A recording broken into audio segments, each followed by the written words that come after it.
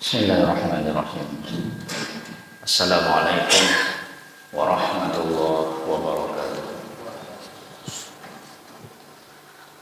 Alhamdulillahi ala ihsanih wa syukru lahu ala taufiqihi wa imtinani.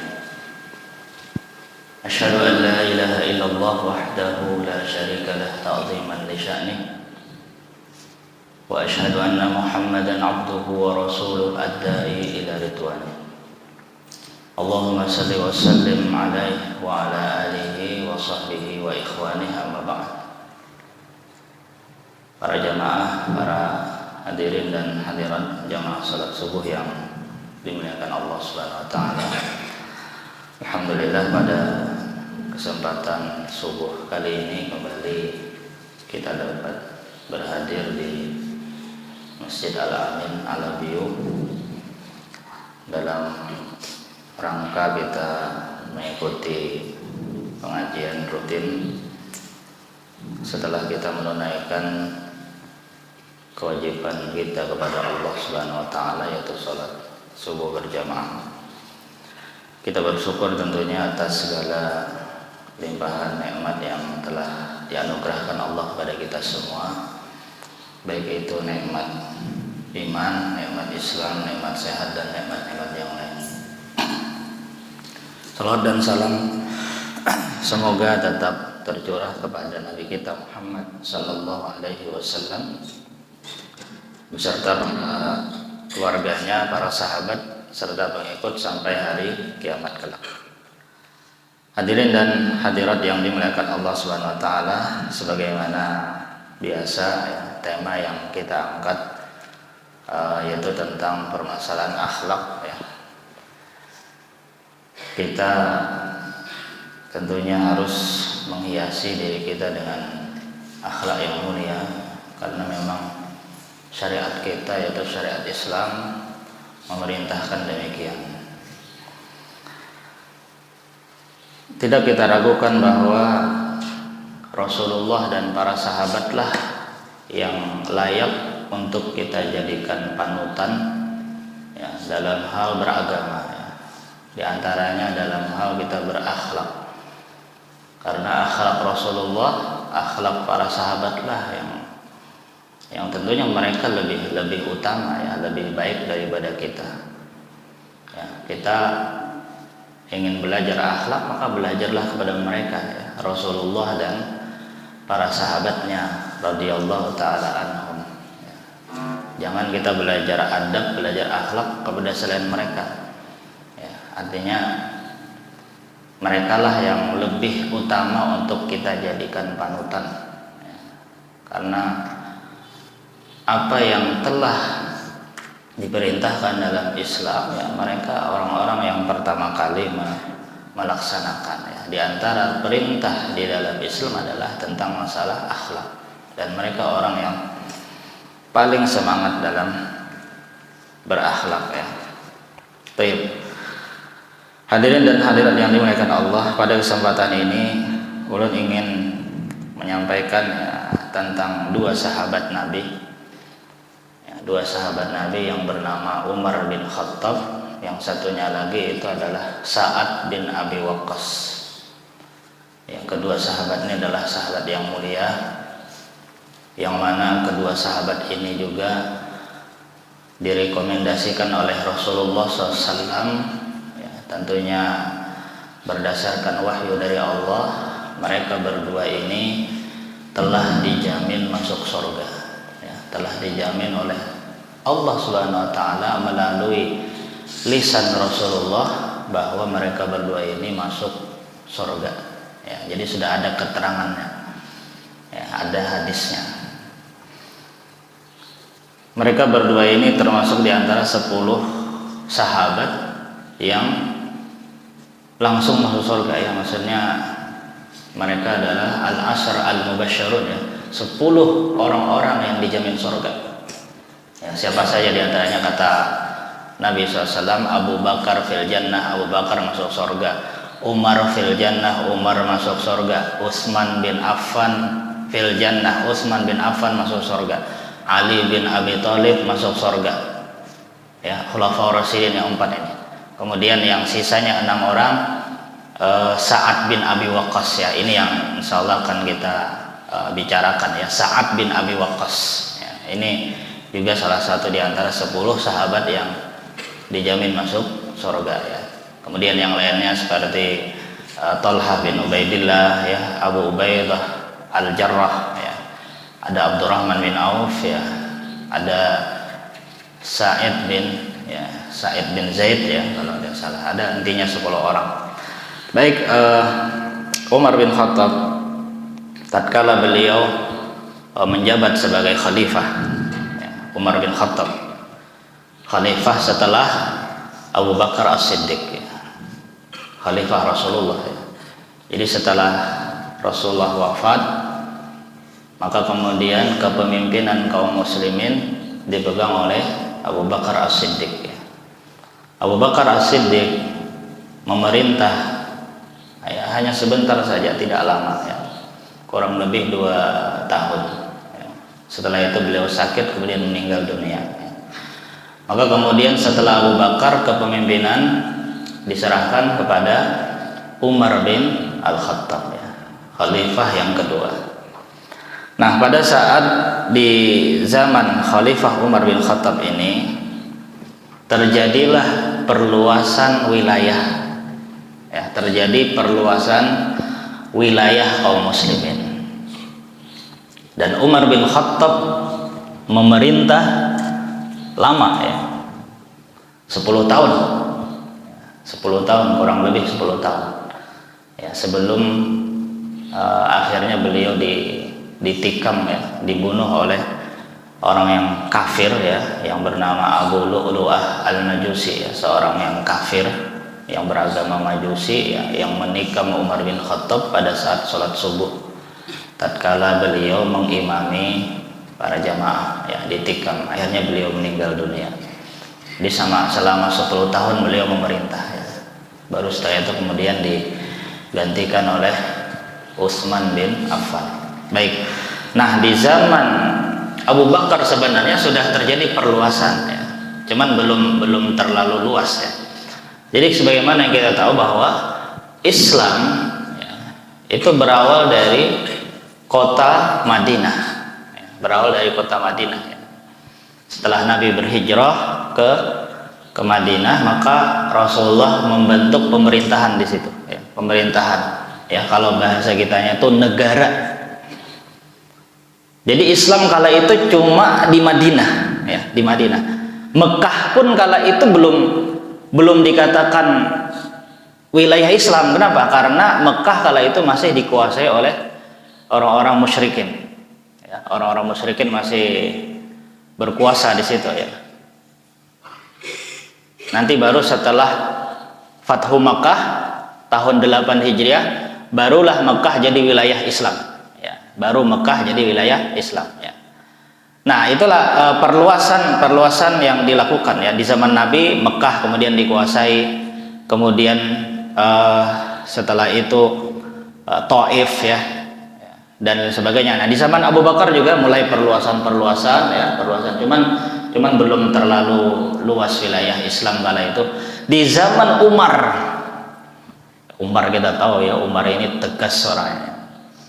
Maka Umar memperluas wilayah kaum muslimin ya, tentunya dengan dakwah ya, dengan dakwah ya. Apa namanya ya, bukan dengan peperangan ya. Ya, karena Islam tidak memulai peperangan. Terjadi peperangan kalau orang kafir nantang ya, intinya menyebarkan Islam itu dengan dakwah. Tapi kalau orang kafir yang menentang ya, mau nggak mau harus diperangi ya, maka terjadilah peperangan ya. Di zaman Abu Bakar, di zaman Rasulullah juga sudah terjadi peperangan ya, karena orang kafirnya nantang. Di zaman Abu Bakar, di zaman Umar juga terjadi peperangan ya. Dakwah ternyata mereka menentang, ingin berperang, akhirnya diperangi ya, diperangi ya. Orang-orang Romawi mereka perangi ya, orang-orang Persia ya, orang-orang ya kafir semua diperangi oleh Umar, diperangi ya, dikirim pasukan diperangi. Setelah berhasil kemudian kaum muslimin menguasai wilayah mereka ya. Di zaman Umar negeri Syam ya, negeri Syam atau negeri yang sekarang terbagi menjadi 4 negara: Palestina, Suriah, Yordania, Lebanon ya. Palestina ya, yang sekarang kita kenal dengan Baitul Maqdis, ada Masjidil Aqsa di situ. Itu sebelumnya dikuasai oleh bangsa Romawi ya. Di bangsa Romawi mungkin sejak zaman Nabi Isa itu dikuasai oleh orang Romawi. Baru kemudian Palestina itu direbut, bisa dikuasai oleh kaum muslim pada zaman Khalifah Umar bin Khattab ya. Di zaman Umar bin Khattab, nanti kita bisa bacalah sejarahnya ya. Jadi Umar bin Khattab kala itu ketika masuk Palestina tanpa peperangan ya, tanpa perang. Kenapa? Karena orang-orang Romawi menyerah. Orang-orang Romawi takut sama kaum muslimin ya, takut sama kaum muslimin, kemudian menyuruh Umar bin Khattab datang ke Palestina ya, dan kemudian orang-orang Romawi menyerahkan sepenuhnya hak Palestina atas kaum muslimin ya. Jadi Palestina itu sebenarnya hak kaum muslimin ya. Kalau ada yang ngaku-ngaku orang Yahudi misalnya Israel ini ya.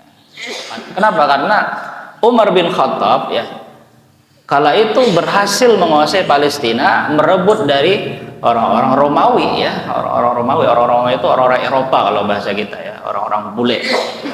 Nah, kemudian di zaman Umar juga terjadi perluasan wilayah Islam, yaitu di negeri Persia ya. Persia itu yang sekarang negeri Irak dan Iran ya. Irak dan Iran itu dulu negeri Persia ngarannya. Penyembah api mereka dulu ya. Orang-orang Irak, orang-orang Iran tuh. Di zaman Umar terjadi perluasan sampai negeri Persia itu dikuasai oleh kaum muslimin. Nah, karena wilayah Islam sudah meluas kala itu ya. Luar biasa Umar bin Khattab sampai ke Afrika Utara, Mesir dikuasai oleh kaum muslimin ya. Ketika kaum muslimin yang menguasai suatu tempat, maka terjadilah rahmatan lil alamin, terjadilah kedamaian di situ. Bahkan orang-orang yang berada di bawah kekuasaan Islam itu merasa aman ya, karena Islam tidak pernah memaksakan.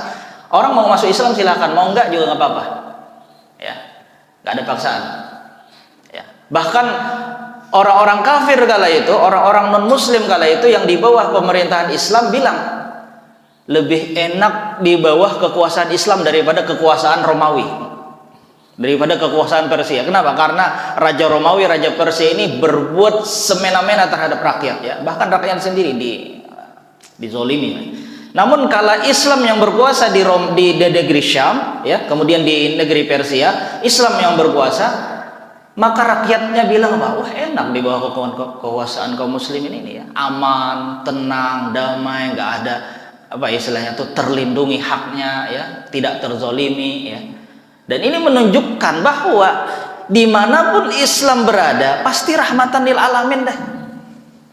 Maka jangan bilang Islam itu radikal, jangan bilang Islam itu kejam. Dan kita bisa buktikan di mana suatu negara yang mayoritas orang Islam, nggak ada orang Islam tuh bikin masalah, nggak ada. Ada nggak pernah orang Islam bantai orang non Muslim? Nggak ada. Yang ada kalau Muslim minoritas pasti dibantai, pasti dibantai. Di Amerika itu tiap hari terjadi pembunuhan terhadap kaum muslimin. Kenapa? Karena mereka nggak suka ada orang-orang Islam.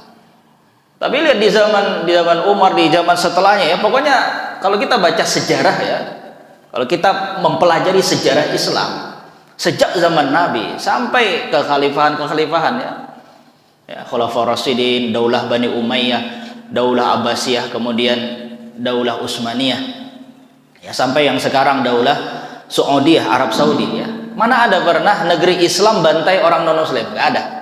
Kalau kita pergi ke Arab Saudi sekarang, ada nggak orang Arab Saudi bantai orang non Muslim di situ? Nggak ada. Tapi kalau kita lihat di Eropa, di Belanda, di Jerman, ya, orang-orang Islam minoritas tersiksa, nggak boleh ke masjid, ya, bahkan ya tidak jarang mereka disakiti, ya. Nggak usah kita yang nyata saja sekarang di Palestina, ya, Palestina orang-orang Israel bantai kaum muslimin, ya, kurang bukti apa? Maka apakah dikatakan Islam yang keras? Yang keras kan bukan orang Islam masa dibantai, malah dibantai ya. Di Rohingya di Myanmar, ya, di Uighur. Mau data apa lagi? Ya, mau dikatakan apa? Islam agama keras. Mana datanya Islam agama keras? Mana buktinya? Ini terbukti bahwa Islam selalu tertindas.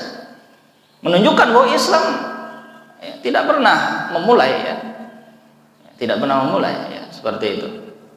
Baik. Makanya di zaman Umar bin Khattab, luar biasa ya. Orang-orang merasa aman, orang-orang merasa tentram ya. Kalau ya apa ada terjadi permasalahan, datang ke Umar diselesaikan ya. Kayak seperti itu ya. Umar bin Khattab memimpin dengan adil ya. Baik. Nah, karena terjadi perluasan wilayah Islam, sehingga ya nggak mungkin Umar sendirian yang mengurus, karena luas ya. Apalagi zaman dulu belum ada kendaraan modern seperti sekarang ya. Kalau mungkin zaman dulu ada pesawat, Umar mungkin tiap hari kunjungan sana kunjungan sini, tapi ya nggak mungkin ya, karena kendaraan kala itu cuma kuda paling cepat ya. Sedangkan wilayah Islam luas ya. Dan juga dulu nggak ada HP ya, nggak ada WA. Kalau sekarang mungkin ya mudah ya, mungkin menginstruksikan ke sini tinggal pakai WA ya atau apa ya. Maka Umar bin Khattab mengutus beberapa gubernur. Nah, namanya gubernur ya, yang di Mesir ada sendiri gubernurnya, yang di Palestina, di Syam ada sendiri, yang di Persia, yang di Irak, yang di Iran ada sendiri gubernurnya ya, diutus gubernur-gubernur ya, untuk memudahkan apa? Pemerintahan Umar bin Khattab ya. Seperti itu ya. Nah, Umar bin Khattab mengutus salah seorang sahabatnya yang bernama Sa'ad bin Abi Waqqas ya, Sa'ad bin Abi Waqqas untuk menjadi gubernur di wilayah Irak ya, di wilayah Irak. Karena wilayah Irak kala itu sudah dikuasai kaum muslimin. Sa'ad bin Abi Waqqas ya, memimpin atau jadi gubernur di wilayah Irak, tepatnya di suatu daerah namanya Kufah. Kufah. Nah, kemudian terjadilah apa yang terjadi. Ternyata penduduk Kufah ini ya, penduduk yang sangat keras kepala ya. Luar biasa ya. Ya sampai sekarang kalau kita lihat orang-orang Irak, orang-orang Iran itu ya, karena mungkin ya keturunan Persia ya. Sampai sekarang ya, sampai sekarang.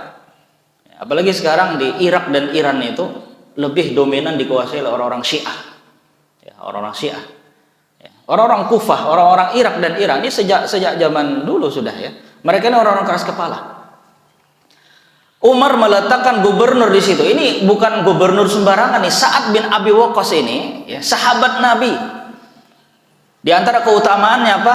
Beliau dijamin masuk surga. Ya, jadi Umar ini nggak sembarangan milih gubernur, nggak asal tunjuk-tunjuk sana. Kamu gubernur, enggak. Sudah melalui proses penyeleksian ya. Umar gak sembarangan meletakkan gubernurnya, menugaskan siapa yang layak untuk jadikan gubernur ya, itu Umar bin Khattab ya. Bahkan di zaman Umar itu banyak terjadi pemecatan gubernur, nggak becus kalau bahasa kita, pecat ganti ya, itu Umar bin Khattab seperti itu. Jadi nggak sembarangan.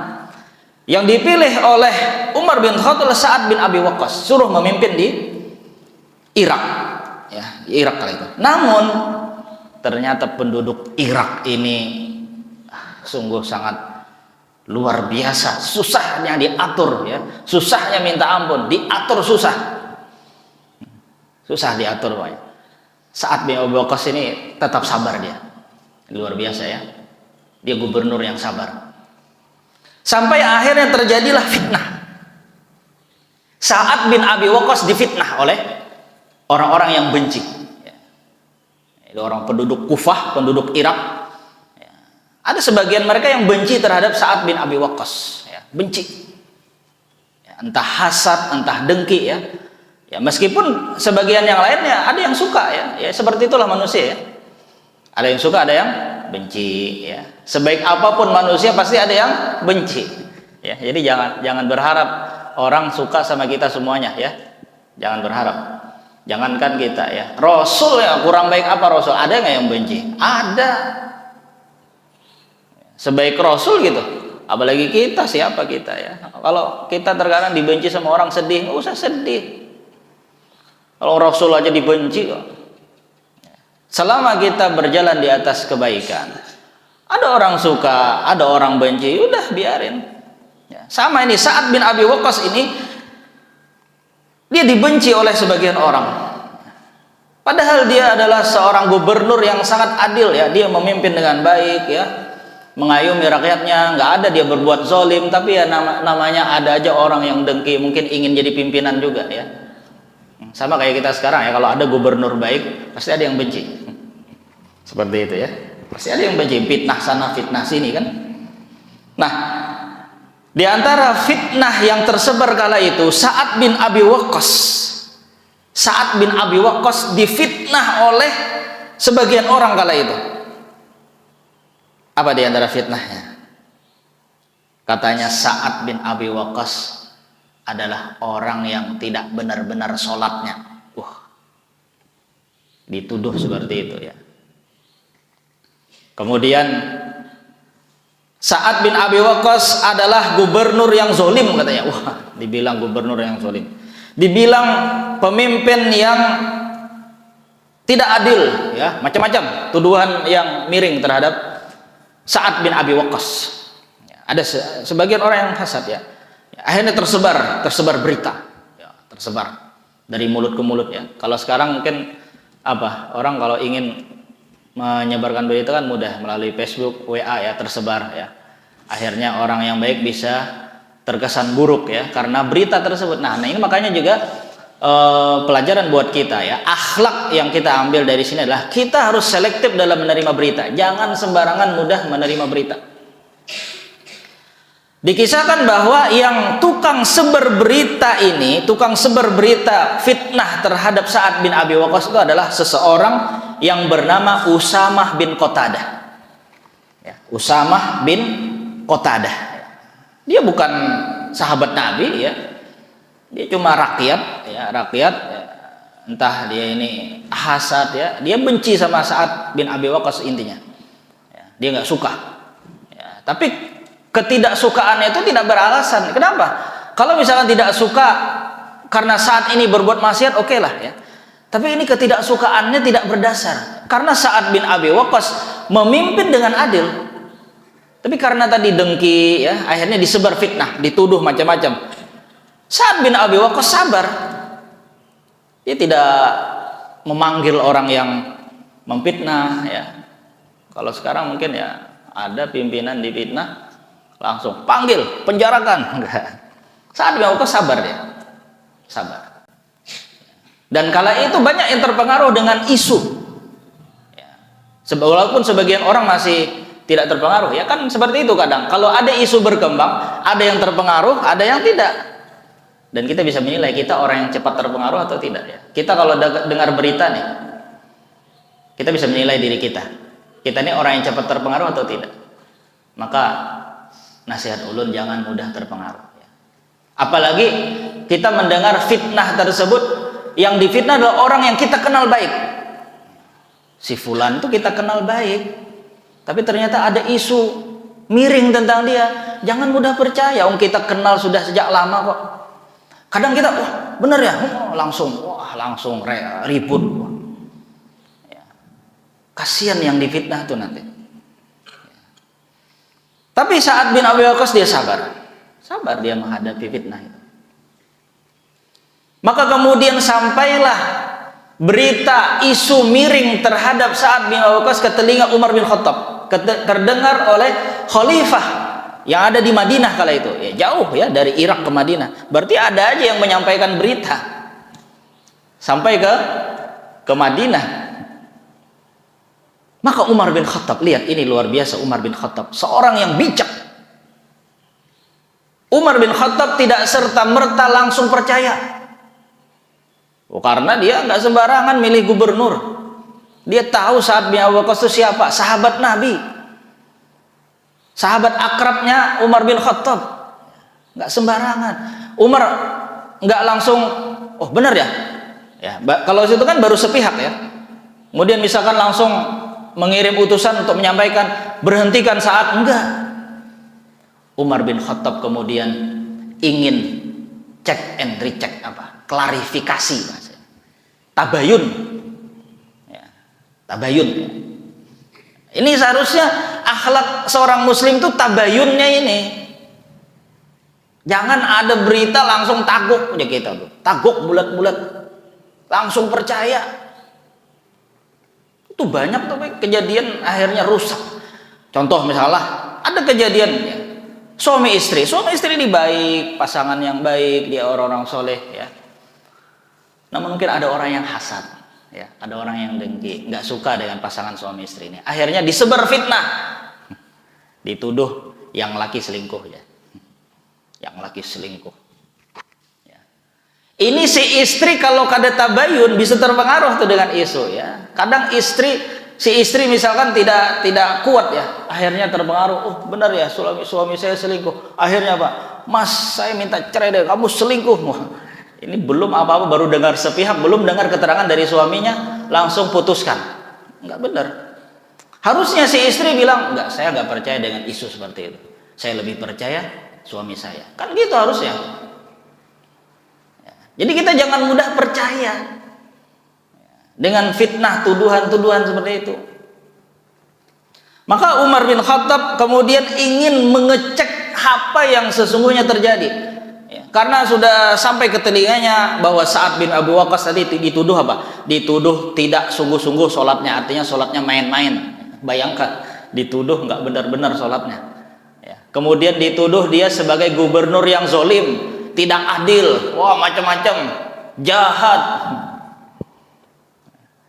Kata Umar, ya, Umar bilang kepada, ya mungkin bahasanya ajudan ya, atau mungkin pengawal atau menteri lah. Ya, kata Umar, tolong satu orang berangkat ke Irak. Ya, kalau nggak salah yang disuruh Umar itu namanya Muhammad bin Maslamah. Ya, ini sahabat Nabi juga ini, orang mulia juga ini.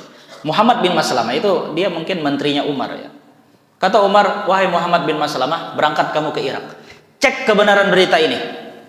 Saya tidak ingin kita menerima berita palsu, ya, hanya sekedar isu saja. Maka berangkatlah Muhammad bin Maslamah ke negeri Irak. Ya. Langsung menemui Sa'ad bin Abi Waqqas. Wahai Sa'ad, apakah benar berita yang tersebar ini ya, sampai ke Madinah nih sudah nih berita kamu ini ini. Kata Sa'ad bin Abi Waqqas, tidak benar. Kalau saya dituduh nggak benar-benar sholatnya, demi Allah kata Sa'ad bin Abi Waqqas, sungguh aku sholat seperti sholatnya Rasulullah. Bayangkan ya, orang Sa'ad bin Abi Waqqas ini orang alim, dituduh main-main sholatnya. Ya, padahal kata Sa'ad bin Abi Waqqas, saya sholat sesuai dengan tuntunan Nabi SAW. Saya dikatakan pemimpin zalim, enggak, saya ya apa namanya ya, dia pemimpinnya adil. Dia jawab. Kemudian Muhammad bin Maslamah ini langsung menggandeng tangannya Sa'ad bin Abi Waqqas, diraih tangan Sa'ad bin Abi Waqqas. Ayo kita ke rakyat. Aku ingin buktikan. Kita ke rakyat. Akhirnya dikumpulkan seluruh rakyat. Rakyat Kufah dikumpulkan. Maka kemudian kata Muhammad bin Maslamah, penduduk Kufah sekalian, penduduk Irak sekalian, ini di samping saya adalah gubernur kalian. Saya ingin tanya pada kalian, benarkah berita yang tersebar itu bahwa Sa'ad bin Abi Waqqas ini adalah orang yang tidak sungguh-sungguh sholatnya? Maka kata orang-orang kala itu, enggak benar. Kami kenal siapa Sa'ad bin Abi Waqqas. Sa'ad bin Abi Waqqas adalah orang yang selalu memimpin kami sholat berjamaah. Dia adalah orang yang baik ya. Kata Muhammad bin Maslamah, apakah benar Sa'ad bin Abi Waqqas ini orang yang kalian katakan pemimpin yang zalim, tidak adil? Kata mereka, enggak. Kami justru malah merasakan keadilan. Ini keterangan rakyatnya nih. Dengan isu. Ini Muhammad bin Maslamah, utusan Umar tadi, ingin membuktikan nih, langsung ditemukan. Nah, ini seharusnya akhlak seorang muslim. Kita kalau ada tuduhan, fitnah apa, langsung temui orangnya. Nggak langsung percaya. Kita misalkan kita di sidang sanak atau kawan akrab lah, dituduh macam-macam. Maka sikap kita apa? Datangi kawan kita tuh. Bujur kah? Menjar kawan kita kan ada. Buktikan siapa yang fitnah tuh, temukan. Selesai. Jadi kita bisa mendengar keterangan dari dua belah pihak, bukan sepihak. Itu akhlak Islam, harus kedua belah pihak ditemukan. Makanya Umar tidak ingin hanya sepihak saja. Umar ingin supaya Muhammad bin Maslamah temukan nih, rakyatnya temukan, gubernurnya temukan, dudukkan. Ayo, tidak ada lagi nih tutup-tutupan nih. Ayo, benar nggak yang kalian tuduh? Gubernur kalian nih sholatnya nggak benar, nggak adil, zolim, benar nggak? Kata rakyatnya enggak. Ternyata muncul seseorang dari kerumunan tadi yang bernama Usamah bin Qatadah. Beberapa orang yang sependapat dengan Usamah bin Qatadah, karena memang Usamah bin Qatadah ini, ya, sebagaimana kita katakan tadi, dia bukan sahabat ya, dia bukan sahabat Nabi. Ya, dia lahir setelah Nabi wafat dan sebagainya. Dia mungkin dia penduduk Irak ya, bukan juga penduduk dari Madinah ya. Maka Usamah ini datang maju dia. Wah, dia bermental. Memang dia sejak awal nggak suka dengan Sa'ad ini, hasad. Ini bahayanya orang hasad, orang dengki itu bahaya. Nekatnya itu luar biasa ya. Makanya kita berlindung ya dari orang yang dengki. Makanya dalam surah Al-Falaq apa? Wa min syarri hasidin idza hasad. Kita berlindung dari orang yang dengki apabila dengki. Jangan kita tuh, supaya jangan didengki orang ya. Makanya kita juga harus tahu diri ya. Jangan kita pamer, jangan kita memancing orang supaya hasad sama kita, jangan juga ya. Ini yang kita berlindung. Bahaya kalau orang sudah hasad tuh. Contoh Adam alaihissalam dikeluarkan dari surga gara-gara apa? Gara-gara iblis hasad sama dia. Adam juga ikut kena batunya, dikeluarkan juga dari surga ya, gara-gara iblis saja. Kurang ajar iblis itu, laknatullah alaih. Ini akhirnya Usamah ini dia sama beberapa orang ya, dia nggak mungkin juga berani sendiri, dia juga bawa orang, supaya nanti kalau dia ngomong ada yang dukung, kan gitu biasanya ya. Orang yang hasad itu dia nggak berani sendiri, dia ngajak orang, pengaruhi orang. Nanti kalau ada apa-apa ada yang bela ya, oh benar. Wah, ini karena dia sependapat. Akhirnya Usamah bin Qatadah maju. Kata Usamah, Sa'ad bin Abi Waqqas benar, dia nggak benar-benar sungguh sholatnya, dia orangnya nggak adil, dia tuduh benar nggak yang bersama si Usamah ini ya, orang-orang sependapat ya, benar nggak benar katanya ya, benar nggak, kan disebut lagi benar nggak Sa'ad tadi, benar padahal ya, karena dia sependapat ya, kan gitu biasanya ya. Orang kalau sudah benci seseorang, dia gak ingin sendirian membenci, dia pasti ngajak orang supaya orang juga ikut benci ya. Yang mudah terpengaruh jadi pengikutnya sudah, wah ada dukungan nih, kesempatan menjatuhkan orang nih, jatuhkanlah ya. Karena ada dukungan ya. Maka kemudian orang bersorak,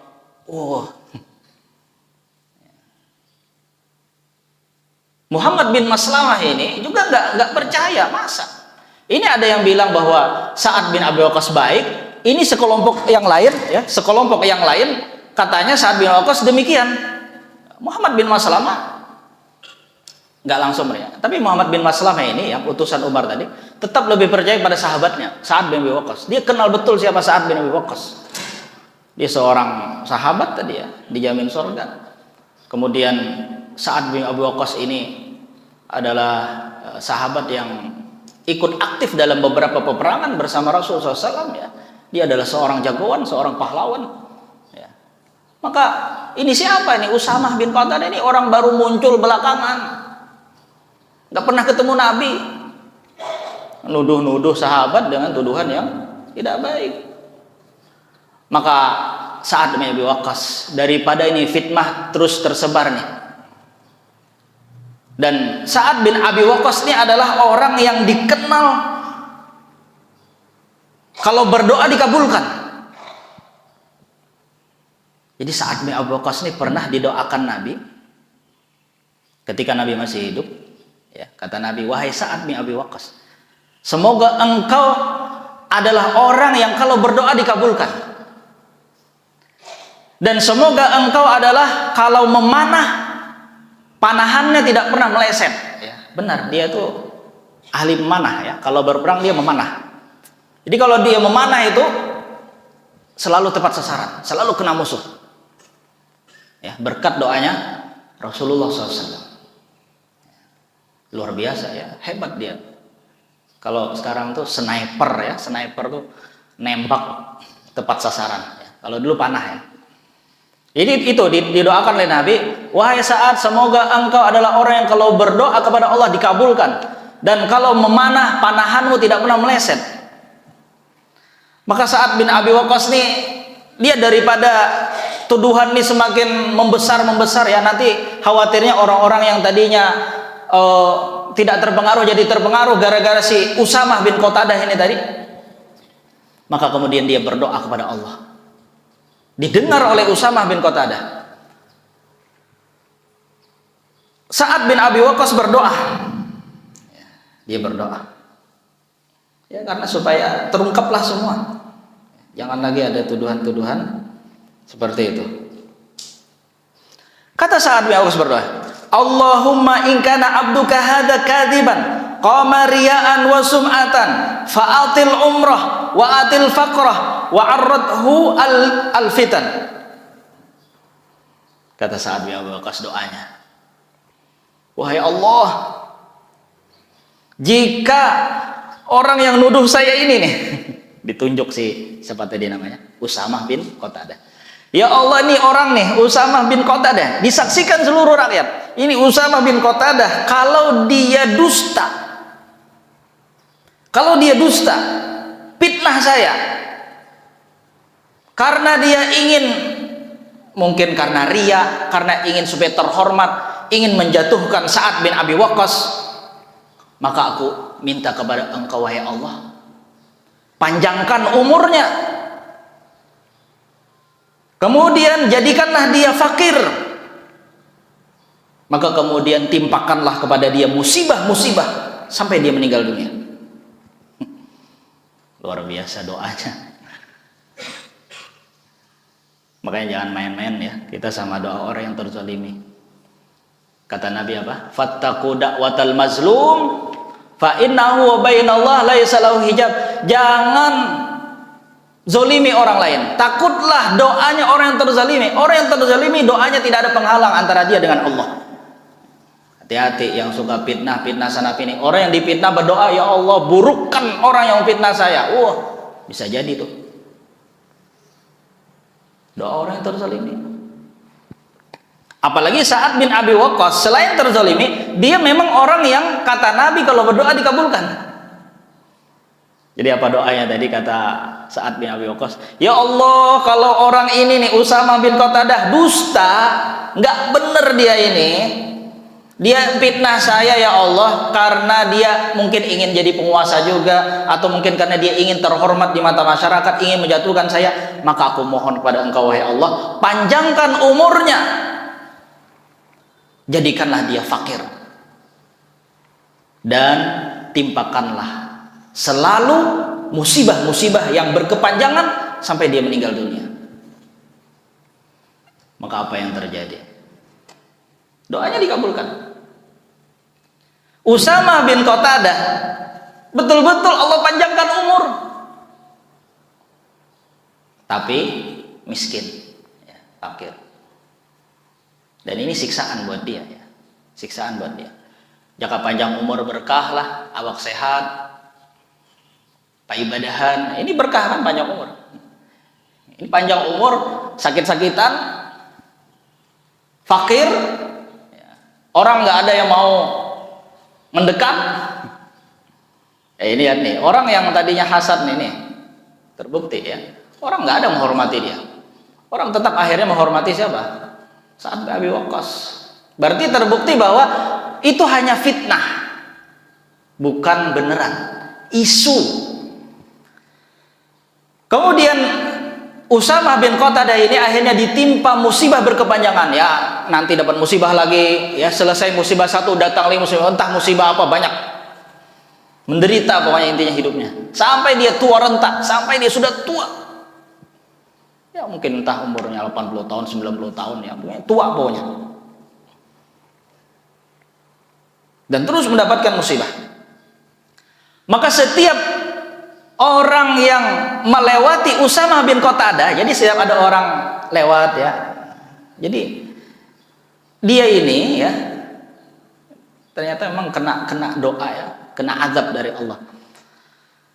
Dia ternyata bukannya malah diam di rumah ya, tapi dia sering jalan sana ya, anggap pikun seperti itu, jalan sana jalan sini, ketawa ketiwi ya. Nanti setiap orang lewat nanya, Usamah, kenapa kamu seperti ini? Kata Usamah, saya adalah orang yang mendapatkan doa dari Sa'ad bin Abi Waqqas. Seperti dia dijawab ya, kayak ketawa ketiwi dia. Saya orang yang didoakan Sa'ad bin Abi Waqqas, makanya saya seperti ini katanya. Ya kasihan. Nanti jalan sana jalan sini ketemu orang lagi ditanya, Usamah bin Qatadah, kenapa kamu seperti ini? Saya adalah orang yang kena doanya Sa'ad bin Abi Waqqas. Terus seperti itu. Padahal sudah tua ya.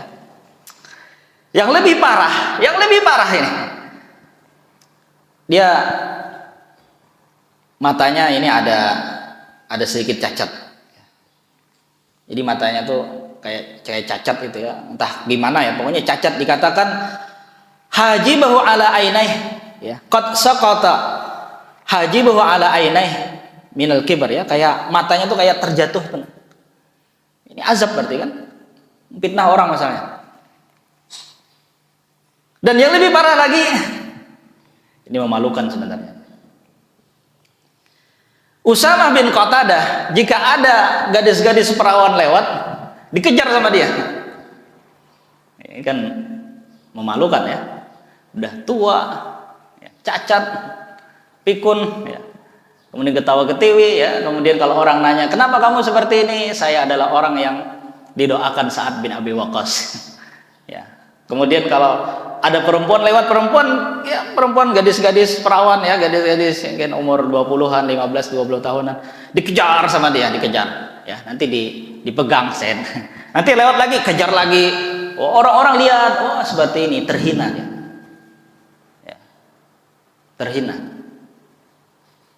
Dan akhirnya terbukti kan bahwa fitnah yang dilontarkan kepada sahabat mulia Sa'ad bin Abi Waqqas tidak benar. Tidak benar. Luar biasa Sa'ad bin Abi Waqqas ini sabarnya luar biasa ya. Dia mungkin berapa lama tuh menahan isu seperti itu, bayangkan. Nggak gampang ya menghadapi fitnah seperti itu.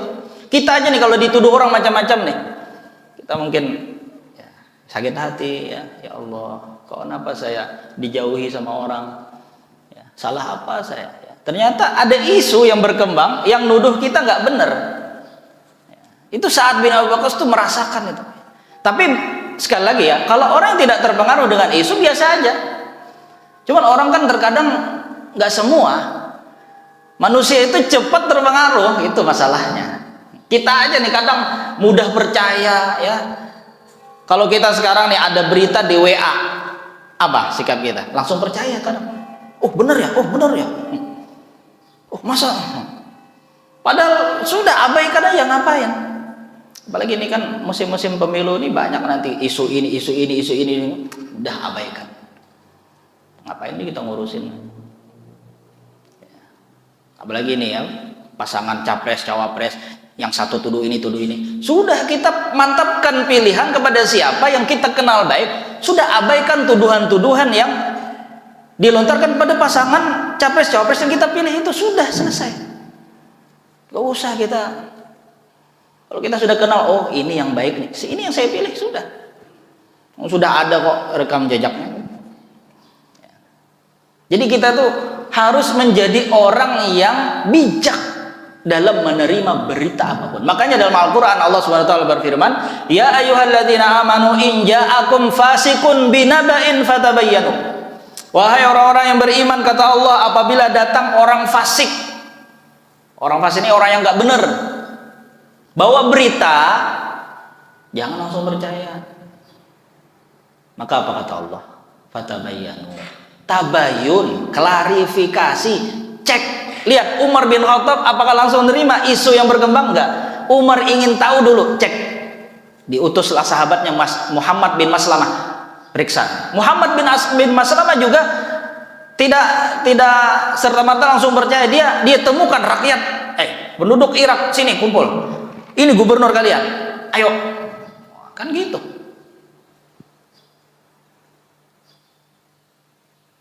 Jadi kita kumpulkan. Sama kalau kita di pesantren biasanya ada bekelahi ini, akan-akan nih. Yang sekong beradu. Ini ustaz, ini ini. Sekongnya pulang, ini udah dudukkan berdua, duduk. Ayo, pandir berdua, gantian. Jangan nih sekong mana melapor gini, sekong melapor gini. Ya, duduk akan berdua. Selesaikan masalah. Nah, ada kalau lagi itu dusta-dusta situ. Sama ya tadi kita bisa ada orang nuduh fitnah, datangi. Kenapa nih kan fitnah tadi? Ya. Ayo kumpulkan orang yang sudah terpengaruh. Yuk kita jelaskan. Jangan kita menerima berita sepihak. Jangan. Ya, tuduh ini, tuduh itu, macam-macam. Ya. Ini bukan akhlak seorang muslim. Tapi akhlak seorang muslim itu adalah tabayun, cek, ya, klarifikasi dalam bahasa kita. Kenapa? Karena khawatirnya seperti kejadian ini nih yang kita kisahkan ya. Ketika orang yang difitnah ini sudah merasa sakit ya, berdoa kepada Allah, bayangkan nanti berdoa kepada Allah dikabulkan gimana? Karena dia terzalimi, posisi yang sedang terzalimi ini bahaya.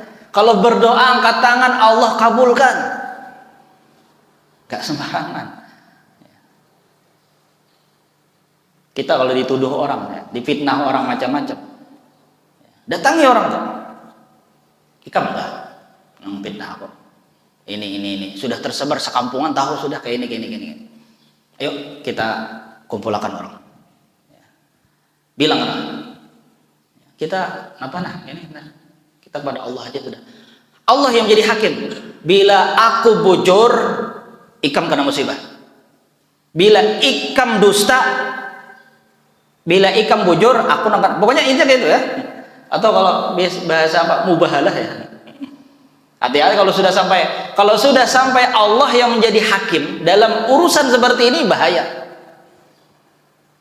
Bila aku bujur, ikam dusta, ikam mencelaka. Tapi bila aku yang salah, bujur nih fitnah tuh apa yang beredar tuh bujur ada padaku, aku yang kena musibah. Wah udah kayak gitu tuh bahaya tuh. Jadi karena terbukti siapa yang salah, siapa yang benar. Ya. Tapi ya jangan sampai seperti itulah. Ya. Akhirnya kalau sudah Allah yang jadi hakim kan bahaya. Kenapa Sa'ad bin Abi Waqqas ini sampai melakukan demikian? Ya karena beritanya sudah tersebar. Dia ini seorang pimpinan, seorang gubernur. Mungkin kalau rakyat biasa mungkin dia nggak terlalu ini. Citranya sudah buruk di mata orang. Dia bukan ingin terhormat di mata masyarakat, tapi dia ingin buktikan nih supaya jadi pelajaran bagi yang lain. Jangan lagi nih seperti si Usamah bin Qatadah ini yang suka fitnah-fitnah orang. Jangan lagi. Itu aja tujuannya. Sa'ad bin Abi Waqqas nggak lebih dari itu tujuannya. Dia ingin agar jadi pelajaran bagi yang lain, karena dia ingat bahwa dia ini adalah termasuk sahabat yang kata Nabi doanya dikabulkan. Makanya dia lakukan itu supaya ingin membuktikan kepada orang bahwa dia tidak apa yang dituduhkan. Maka Umar bin Khattab tenang ketika sudah tahu kabarnya seperti itu, bahwa tidaklah Sa'ad bin Abi Waqqas ini seperti itu ya. Baik. Nah inilah mungkin yang bisa kita sampaikan ya terkait dua sahabat yang mulia yang bernama Umar bin Khattab dan Sa'ad bin Abi Waqqas, dan jadi pelajaran buat kita semua, yaitu agar tidak mudah kita menerima berita, dan juga jangan sampai kita jadi tukang fitnah, tukang tuduh. Nah ini juga pelajaran buat kita agar kita pandai jaga lisan. Lisan nih kantuk, gembok aja sudah. Jangan bepander nang kada baik. Kalau pandai ucapkan perkataan yang baik ya. Man kana yu'minu billahi wal yawmil akhir falyaqul khairan aw liyasmut, kata Nabi. Barang siapa yang beriman kepada Allah dan hari akhir, berkatalah yang baik. Kalau enggak, diam, selesai. Jangan ngomong sana ngomong sini, fitnah sana fitnah sini, celah sini, gibah sana gibah sini. Wah, habis. Nanti tanggung jawabkan lisan kita. Alhamdulillah. Semoga Allah berikan taufik pada kita, semoga Allah bimbing kita ya untuk bisa bersikap baik ya, untuk kita bisa selalu beramal soleh. Mudah-mudahan Allah senantiasa menjadikan kita hamba-hamba Allah yang istiqamah di atas jalannya. Demikian, subhanakallahumma wa bihamdik, asyhadu an la ilaha illa anta, astaghfiruka wa atubu ilaik. Assalamualaikum warahmatullahi wabarakatuh.